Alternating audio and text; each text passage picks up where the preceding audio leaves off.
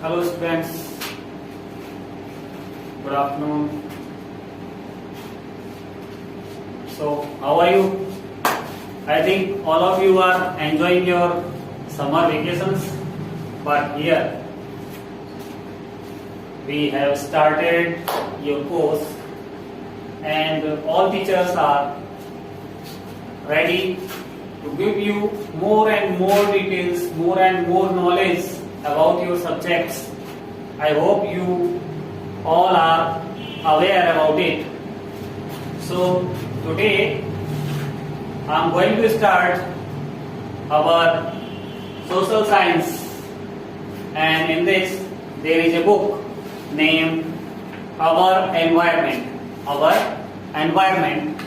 So in this book we are starting today the first chapter of SST subject environment, and the name of the chapter is environment, first chapter. चलो अब तैयार पहला chapter पढ़ने के लिए। तो जब भी हम एनवायरमेंट की बात करते हैं, whenever we talks about the word environment, तो एनवायरमेंट का मतलब क्या होता है?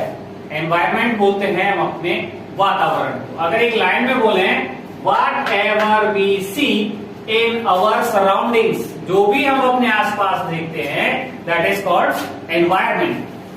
अगर थोड़ी सी और डिटेल में जाएं तो हम समझने की कोशिश करेंगे कि environment is our basic life support system. Environment जो होता है, जो हमारा जीवन का आधारभूत होता है, जो जीवन का आधार है, उसको सपोर्ट देने का काम जो सिस्टम करता है वो होता है हमारा एनवायरमेंट, यानी कि वातावरण। It provides the air to breathe. अगर हमें जीना है तो सांस लेना है, तो सांस लेने के लिए ये हमें उपलब्ध कराता है वायु, air. The water we drink, जो पानी हम पीते हैं वो भी एनवायरमेंट प्रोवाइड कराता है। द फूड वी ईट, जो खाना, जो भोजन हम ग्रहण करते हैं वो भोजन भी हमें हमारा एनवायरमेंट ही प्रोवाइड करवाता है। और इसके अलावा the land where we live, और इसके अलावा क्या, वो जमीन जहां पे हम रहते हैं। तो ये जो सारी चीजें हैं, इन सब को मिला करके अगर एक वर्ड में कहा जाए तो उसे हम अपना एनवायरमेंट कहेंगे। अब बात आती है एनवायरमेंट की, कि एनवायरमेंट में होता क्या क्या है, क्या क्या कंसिस्ट होता है एनवायरमेंट में। तो एनवायरमेंट में कंसिस्ट होता है हमारा नेचर, ह्यूमन मेड और ह्यूमन, यानी कि एनवायरमेंट दो तरह का होता है। पहला होता है नेचुरल एनवायरमेंट और सेकंड होता है man made environment. But man made की अगर बात करेंगे तो सबसे पहले बात आती है मैन की। Man is also a part of environment. तो हम ये नहीं भूलेंगे कि जो इंसान है वो भी एनवायरमेंट का हिस्सा है, और उसके द्वारा जो बनाई हुई चीजें हैं वो भी एनवायरमेंट का हिस्सा है। और वो सारी चीजें जो किसी इंसान ने नहीं बनाई, इंसान की कोई दखलंदाजी नहीं है, वो भी एनवायरमेंट का ही हिस्सा है। तो अब अपन देखेंगे components of environment. Components of environment में क्या क्या आता है? सबसे पहले हम देख लेते हैं नेचुरल, प्राकृतिक, यानी कि जो प्रकृति ने हमें गिफ्ट में दी है। तो जो गिफ्ट में दी है वो दिया है water, land, air and living things. तो अगर हम आपको बताएं तो वाटर जो कि हमें मिलता है हाइड्रोस्फीयर में। कहां पे मिलता है? हाइड्रोस्फीयर, जहां पे भी हमारा जो वातावरण है उसको हम चार भागों में बांटते हैं। पहला होता है लिथोस्फीयर, यानी कि स्थलमंडल। दूसरा होता है हाइड्रोस्फीयर, जो कि है जलमंडल। तीसरा है एटमॉस्फेयर, जिसको हम बोलते हैं वायुमंडल। और चौथा है हमारा बियोस्फीयर, बियोस्फीयर यानी कि जैव मंडल। तो जहां लिथोस्फीयर जो जमीनी भाग है, हाइड्रोस्फीयर जो जलीय भाग है पृथ्वी पर, और एटमॉस्फेयर जो वायु भाग है, जहाँ पे हमारी गैसेस पाई जाती हैं, उसको हम एटमॉस्फेयर बोलते हैं। और जहाँ पे सभी जीव जंतु जिस वातावरण में रहते हैं, यानी कि तीनों को मिलाकर के वो हिस्सा धरती का जहाँ पे जीवन संभव है या जीव जंतु सरवाइव कर सकते हैं, तो वो वाला हिस्सा कहलाता है बायोस्फीयर। क्या कहलाता है? बायोस्फीयर। तो ये नेचुरल पार्ट हो गया हमारे एनवायरनमेंट का। अब बात आती है ह्यूमन भी है। इसके अलावा अगर हम नेचुरल की बात देखेंगे तो ह्यूमन मेड, यानी कि इंसानों द्वारा बनाया हुआ वातावरण। अब इंसान कौन सा वातावरण?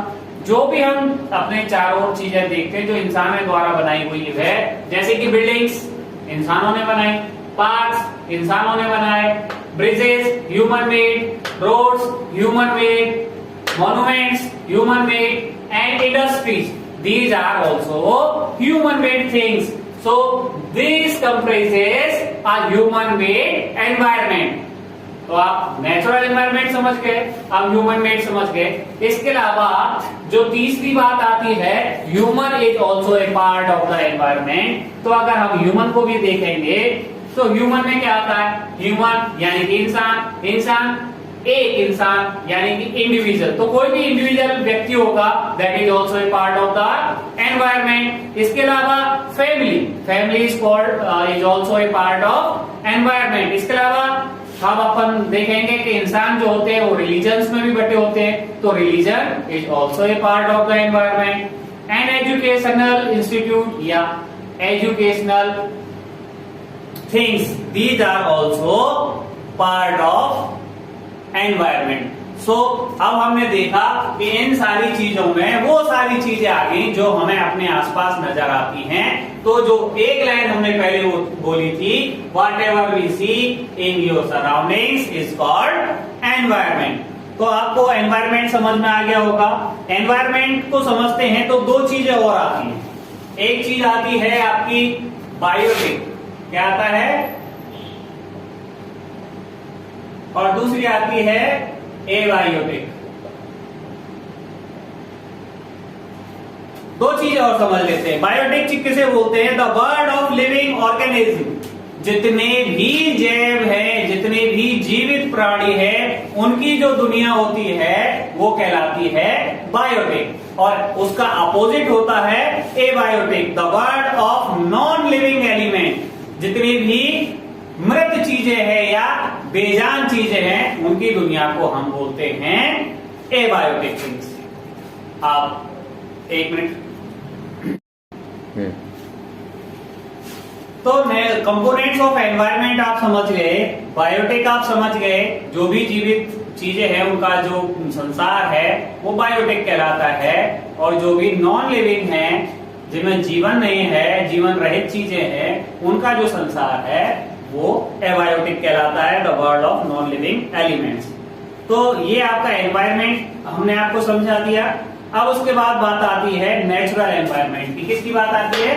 नेचुरल एनवायरनमेंट की। तो नेचुरल एनवायरनमेंट होता क्या है? Land, water, air, plants and animals comprises the natural environment. Natural environment को कौन बनाते हैं? लैंड जमीन, वाटर पानी, एयर वायु, प्लांट्स जो भी पेड़ पौधे हैं, animals and humans, these are collectively called, क्या कहलाते हैं वो? नेचुरल एनवायरनमेंट कहलाते हैं। क्या कहलाते हैं?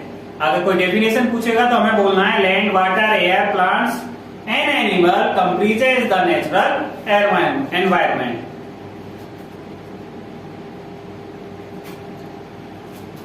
अब नेचुरल एनवायरनमेंट में अगर हम इसके डोमेन्स देखते हैं, डोमेन्स यानी कि क्षेत्र, अगर हमें इसे क्षेत्रों में बांटना पड़े नेचुरल एनवायरनमेंट को, तो हम तीन भागों में मुख्य रूप से बांटेंगे।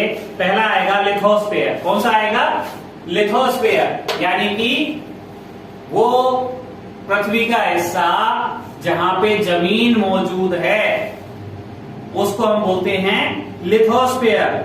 अगर हम जानने की कोशिश करें, lithosphere is the solid crust और the hard top layer of the earth. Lithosphere बोलते हैं जमीन के ऊपर की जो क्रस्ट है, जो कठोर भाग है, और वो किसी भी पानी या किसी अन्य चीज से दबा हुआ नहीं है, उभरा हुआ क्षेत्र है जमीन का, उसको हम लिथोस्फीयर बोलते हैं।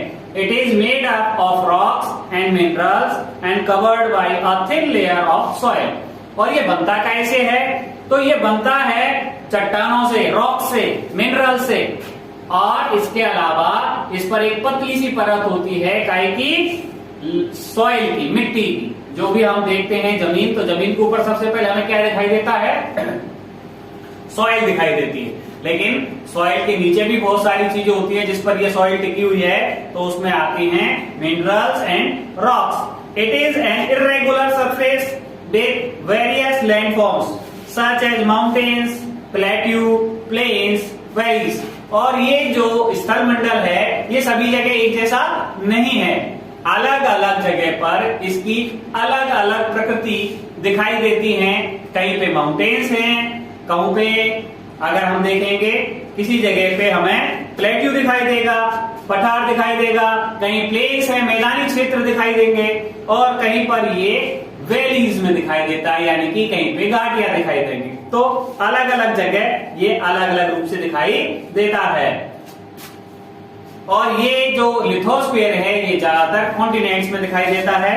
इसके अलावा दूसरी बात देखें तो हाइड्रोस्फीयर, हाइड्रोस्फीयर यानी कि जलमंडल। It is comprises various sources of water and different types of water bodies like river, lake, sea, ocean, etc. तो नदी हो, तालाब हो, इसके अलावा सागर हो, महासागर हो, ये सभी मिलकर के जलमंडल बनाते हैं, हाइड्रोस्फीयर बनाते हैं।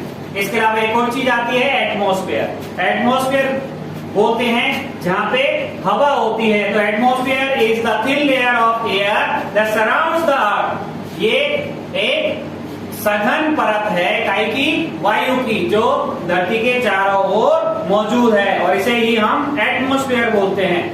Gravitational force of the earth holds the atmosphere around it. और ये जो सघन परत है, धरती की जो ग्रेविटी है, गुरुत्वाकर्षण है, उसके कारण दिखाई देता है। और लास्ट चीज आती है बियोस्फीयर। बियोस्फीयर किसे बोलते हैं? Plants and animals kingdom together make biosphere or the living world। यानी कि प्लांट्स हों, जीव जंतु, मानव, जो भी पृथ्वी के उस एरिया में रहते हैं जहाँ पे सभी उनके जीवन के लिए जरूरी चीजें मिलती है, पानी भी मिलता है, हवा भी मिलती है, जमीन भी मिलती है, तो उस वाले एरिया को हम क्या बोलते हैं? बियोस्फीयर बोलते हैं। तो ये हैं आपके कंपोनेंट्स ऑफ एनवायरमेंट जो मैंने आपको पढ़ाए। इसके अलावा आपको पढ़ाया मैंने बायोटिक, एबायोटिक, और आप उसके बाद आगे नेचुरल एनवायरमेंट पर। नेचुरल एनवायरमेंट में मैंने आपको लिथोस्फीयर समझाया, एटमॉस्फेयर समझाया और हाइड्रोस्फीयर समझाया। इसके अलावा हमने इसमें बियोस्फीयर भी पढ़ा। अब कल के लिए आपको हम पढ़ाएंगे व्हाट इज इकोसिस्टम। इसके बाद चालू होगा इकोसिस्टम और ह्यूमन एनवायरनमेंट। तो आज की क्लास आपके लिए इतनी है, और कल हम आपको आगे की ह्यूमन एनवायरनमेंट और इकोसिस्टम समझाएंगे, और उसके बाद आपका ये चैप्टर कंप्लीट हो जाएगा। तो ध्यान रखें, आपको जैसे ही समय मिलता है, पेरेंट्स की परमिशन मिलती है, आप दोबारा से दोबारा इस वीडियोस को देखेंगे, गौर करेंगे। यदि आपके पास बुक्स नहीं है तो कोशिश करें जल्दी से जल्दी बुक्स आपके पास आ जाए, क्योंकि रेगुलरली आपकी क्लास है जिसी तरह से चलेंगे। तब तक के लिए good bye, see you tomorrow.